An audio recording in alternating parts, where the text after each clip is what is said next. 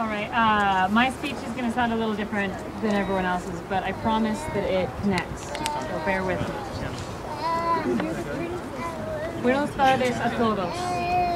We live in a very important period of human history. This world is changing and doing so very, very fast. The world is getting crowded with lots of people. 220,000 people are born each day, with 220,000 mouths to feed, diapers to change, and dreams to fulfill. At the same time, we are facing ecosystems collapsing all over the world, and many species going extinct every day with them. Our planet's climate is changing at an unprecedentedly rapid pace, maybe too rapid for humanity to imagine coping with. The problem, as I see it, is that like the internet connects us in an infinitely complex web, ecosystems also connect us all. Now, what does that have to do with Senate Bill 1070? Today, the hearings for Arizona's oppressive immigration law began in Washington, D.C. This moment in time will surely affect undocumented residents of Arizona, but the ripple effect will go much farther. Many strings are attached to this bill, and attached to those strings are more undocumented residents in other states, states like Georgia, Alabama, like Utah, that wish to enforce their own version of a divisive law.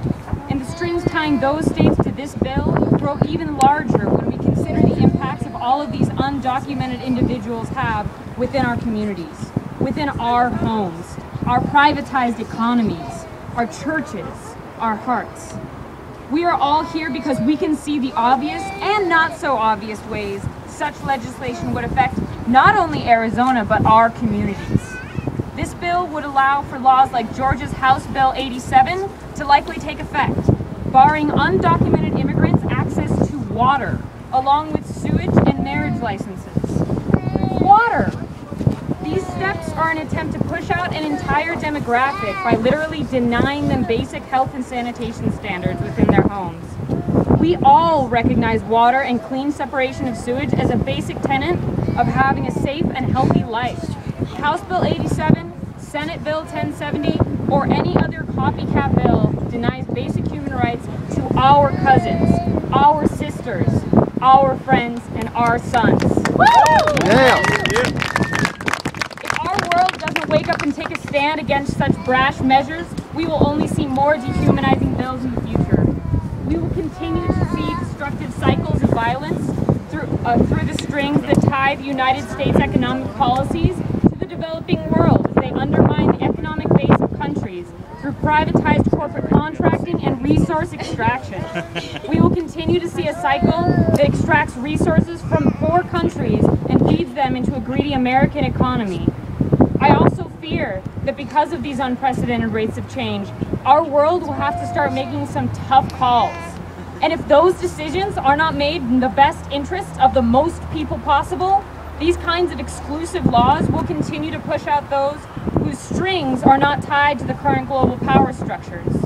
I fear as resources become less accessible globally, those who have will be less willing to give access to those who need. I fear that humanity will lose sight of noble goals like democracy, freedom, and equality amongst all human beings. We cannot let this happen in our community. We cannot let this backwards thinking affect our hope of a fair and just world. I want to live in a place where everyone has access to water, to food, jobs, education, to health services, to a meaningful life, to a fulfilling life. With every action, there is an equal and opposite reaction, Newton's third law. I believe it is time to react. Physics. I invite all of you, if you agree, to share in this dream with me.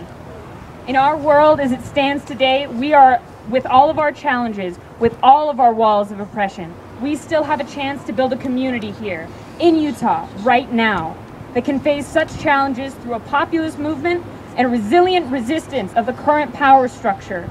If we face these challenges together, I think we have a fighting chance at keeping our humanity intact.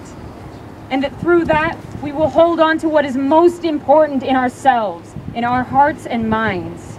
I ask you to stand with me today and help begin to tear down these walls that divide us. Have conversations within your community about these important issues. Let's build a much larger community willing to face such adversity. We must create a community of resilient resistance to such injustice, and know that when we do, we will have many, many others to stand with us. Thank you. Yeah.